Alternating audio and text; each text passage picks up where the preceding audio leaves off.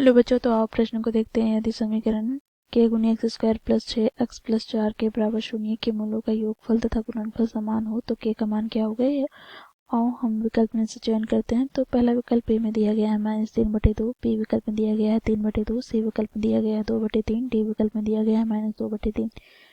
तो दिए गए चारों विकल्प में से हमें सही विकल्प का चयन करना है। तो प्रश्न की मुख्य अवधारणा की बात करें तो बच्चों यहाँ पर हम देखेंगे, यदि द्विघात समीकरण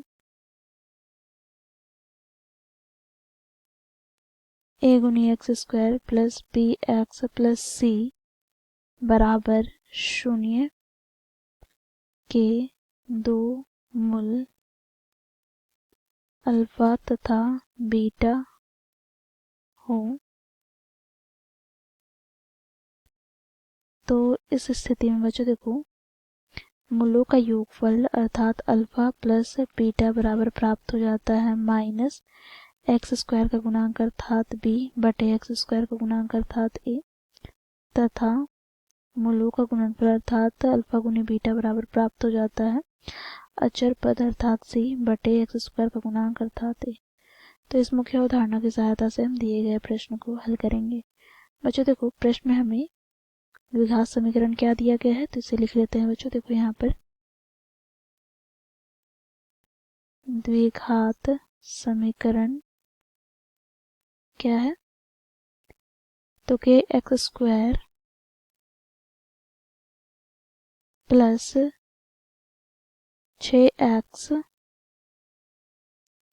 प्लस 4 के बराबर 0। बच्चों देखो, यहाँ पर इसे हम द्विघात समीकरण के मानक रूप से तुलना करेंगे। तो यहाँ से हमें a बराबर प्राप्त हो जाएगा एक्स स्क्वायर का गुणांक अर्थात के, b का मान प्राप्त हो जाएगा x गुणांक अर्थात 6 तथा c का मान अर्थात अचर पद का मान हमें प्राप्त हो जाएगा 4 के।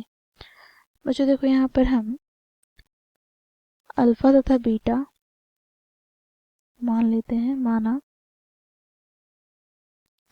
अल्फा तथा बीटा दो मूल हैं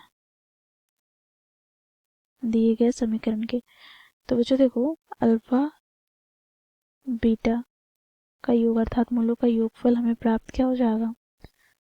तो मुख्य अवधारणा में हम लोगों ने देखा है माइनस बी बटे ए। तो यहाँ से बच्चों हमें प्राप्त हो जाएगा अल्फा प्लस बीटा बराबर माइनस बी अर्थात -6 बटे ए अर्थात के। ठीक है, इसी प्रकार बच्चों देखो, यहाँ पर दोनों का गुणनफल अर्थात तो अल्फा गुनी बीटा बराबर सी बटे ए अर्थात बच्चों देखो 4 के बटे के, तो के से के कट जाएगा अर्थात हमें प्राप्त हो गया 4। अब बच्चों देखो क्या दिया गया है, तो मूलों का योगफल तथा गुणनफल समान है। तो यहाँ से हम लिख सकते हैं, देखो अल्फा प्लस बीटा बराबर है अल्फा गुनी बीटा अर्थात बच्चों यहाँ पर हम मान रखेंगे तो -6 बटे के बराबर हो जाएगा 4 के। तो बच्चों देखो, यहाँ से हम k का मान ज्ञात करते हैं तो k बराबर हमें प्राप्त हो जाएगा k बराबर 4 बटे -6। तो 2 से विभाजित करते हैं तो 2 दूनी 4, 2 तिया 6 अर्थात यहाँ से k बराबर हमें प्राप्त हो जाएगा -2/3। तो ये हो जाएगा हमारा उत्तर।